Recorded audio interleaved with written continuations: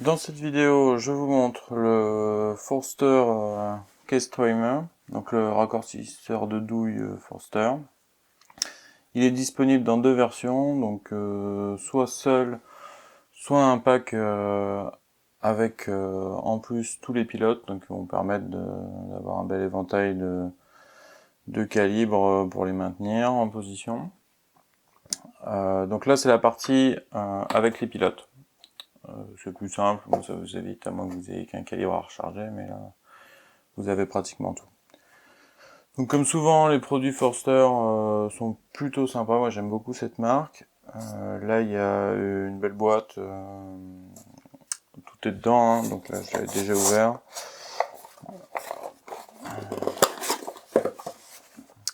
Donc vous trouvez à l'intérieur les vis de fixation, donc voilà, pour mettre ça sur la table. Vous allez avoir tous les pilotes qui vont vous permettre de bien placer vos étuis droits et bien alignés, donc de tous les diamètres courants, on va dire. Donc 308, 284, 277, 264, 257, 243 et 224. Voilà, donc ça c'est tout ce qui est fourni dans le lot. Vous avez la notice, la liste des produits qu'on peut acheter en plus. Il y a pas mal de nouveautés, voilà, sur des cutters, d'autres qui vous permettent en un seul passage de faire la coupe, le chanfrein, raccourcir. Donc il y a pas mal d'évolutions assez intéressantes. Et vous retrouvez le jeu de coller par numéro, donc c'est pareil, après il faut se référer à la notice. Mais vous avez globalement de quoi faire la plupart des calibres. Donc voilà, trois jeux de coller pour pouvoir maintenir. Donc la boîte est vraiment pas mal, hein. J'aime bien ce petit côté qu'on retrouve aussi un peu chez Lee, un peu vintage sur des affiches américaines des produits. Donc ça c'est plutôt sympa et cool pour l'occasion. Voilà, donc le raccourcisseur, là on l'a déjà démonté et remonté. Dans la boîte, vous avez juste, il est livré tel quel, vous avez juste à remettre la poignée dans le bon sens, à les visser à l'intérieur. Donc le petit tour d'horizon, c'est en métal, c'est assez lourd, donc ça c'est quand même bien stable et bien costaud, surtout si vous le vissez, il n'y a pas de souci. Donc ça c'est plutôt pas mal, on voit que c'est fluide, c'est vraiment toujours une belle finition, ils sont vraiment toujours très bons dans ce qu'ils font à un prix qui reste correct. Alors comment ça fonctionne?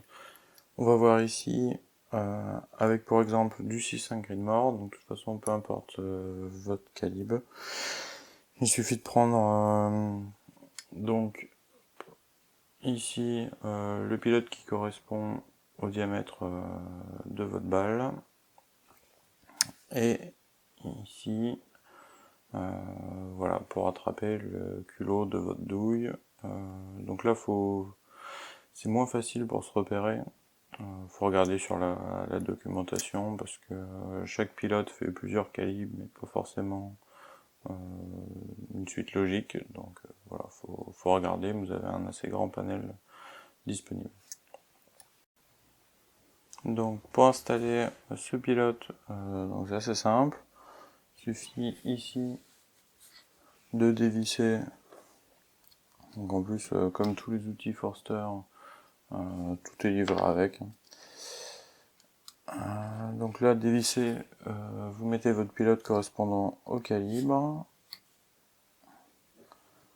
Voilà, il suffit de serrer gentiment derrière. Voilà, donc là il est bien installé.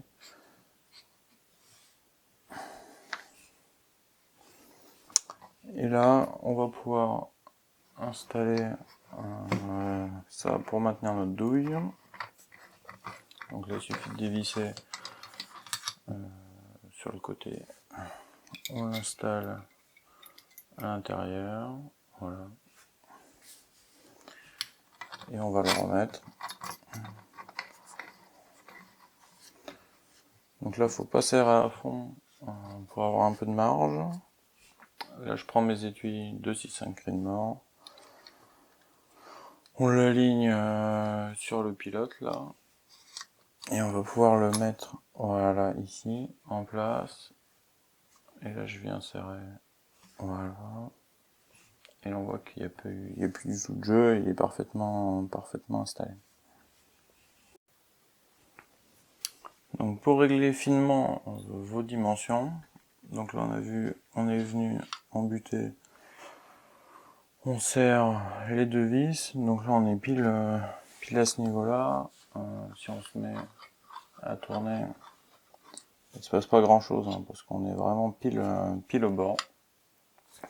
Donc c'est là où, pour avoir vraiment un détail très fin, on va pouvoir ici, vous voyez ici il y a de l'espace, j'arrive à passer la clé.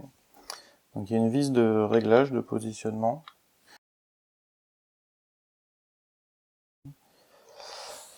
En serrant ou desserrant ici, on va pouvoir faire bouger la bague. Et ça va vous permettre de régler plus finement votre avancée. Donc là, elle est serrée à fond, donc ce qui me permet d'avoir pas mal de marge de manœuvre. Et on voit, donc là, si je me mets là et que je serre un tout petit peu plus, on voit ça commence à s'écarter légèrement. Donc là, quand on vient embuter, on peut même plus toucher. Et à contrario, bah, si on vient serrer un petit peu plus, ça va nous faire écarter la bague. Voilà. Donc là, la vis, elle touche plus. Et là, du coup, on va pouvoir venir et commencer à rogner. Et on peut régler ça de façon très précise. Voilà. Donc là, si je la sors, vous voyez, voilà, ça fait vraiment un beau travail. C'est très très propre. Donc là, on a vraiment une belle finition. Ça va très vite, c'est très simple une fois que vous l'avez réglé. Donc là on voit ici un étui qui n'est pas encore passé au trimmer et celui qui a été raccourci. Voilà, donc c'est vraiment propre. Hein. C'est du bon travail. Donc une fois que vous l'avez bien réglé comme ça, il suffit de remettre vos étuis. Voilà, donc là il est bien aligné, on peut le serrer. Voilà, hop, et je reviens et j'applique la même opération. Voilà, et comme la bague vient toucher, de toute façon on peut pas, vous pouvez y aller de bon cœur, je veux dire, vous risquez pas de dépasser les cotes.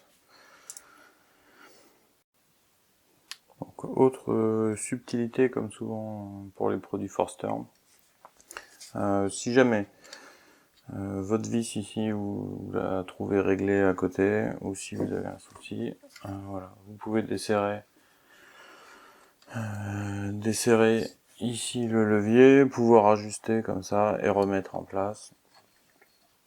Donc voilà, et le resserrer à la main comme ça. Voilà, vous vous gênez pas pour mettre un petit coup de clé. C'est facile à régler. Dans la liste des accessoires, on va retrouver de quoi nettoyer et ajuster votre puits d'amorce, le fameux cutter 3 en 1 qui va permettre là plutôt de travailler sur l'avant. On a aussi de quoi fabriquer ces pointes creuses. Voilà, donc vous avez tout, le cutter extérieur pour reprendre le diamètre extérieur des étuis. Donc tout ça c'est disponible dans les liens et sur le site, donc vous retrouvez la doc sans problème.